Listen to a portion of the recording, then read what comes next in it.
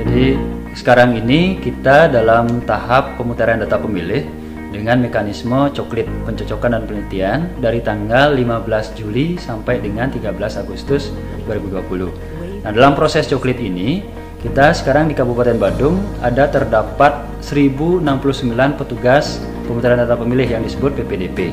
Nah, mereka-mereka inilah sebagai ujung tombak terhadap proses validasi data pemilih, mendatangi ke rumah-rumah pemilih atau rumah-rumah penduduk warga Badung khususnya, memastikan namanya bila sesuai dengan apa yang tercantum pada formulir AKWK, itu daftar pemilih, itu dikasih centang. Kemudian ada perubahan-perubahan, misalkan perubahan status, yang awalnya belum menikah sekarang menikah, itu dikasih keterangan juga. Atau yang ada yang meninggal, itu kemudian diberikan tanda TMS atau tidak memenuhi syarat. Nah, proses coklit ini sangat menjadi dasar terhadap proses penyusunan daftar pemilih sementara yang nanti akan mulai diumumkan oleh petugas kita di tingkat PPS per tanggal 6 September. Nah, ini juga sebagai rangkaian terhadap bagaimana database pemilih kita itu di Badung bisa tervalidasi dan bisa menghadirkan daftar pemilih yang berkualitas. Di masa pandemi ini apa saja ada perubahan teknis, Pak?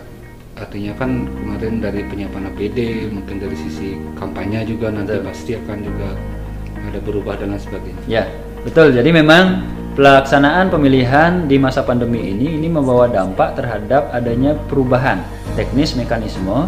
Salah satu contoh bahwa penyelenggara sekarang itu harus dilengkapi dengan APD, alat perlindungan diri. Jadi ketika bersosialisasi itu memakai masker atau face shield-nya atau sarung tangan juga. Dan juga nanti di masa sosialisasi atau masa kampanye khususnya itu dibatasi ruang lingkupnya. Contoh nanti di masa pencalonan itu jumlah pendukung yang boleh mengantarkan pasangan calon itu dibatasi maksimal 2 orang dari pendukung dan jumlah totalnya adalah 10 orang. Kemudian di tahap pelaksanaan kampanye itu lebih banyak akan menggunakan pola-pola virtual. Jadi daring, kemudian dilaksanakan di tempat-tempat studio TV. Ini yang akan menjadi perbedaan di masa-masa kampanye sebelumnya. Belum lagi juga nanti di hari H pemungutan dan penghitungan suara, di mana setiap petugas itu dilakukan proses pengukuran suhu melalui cek termogan. Dan bila ada pemilih yang suhunya mencapai 38 derajat Celcius atau melebihi 38, itu disediakan bilik khusus di luar TPS. Jadi memilihnya di luar.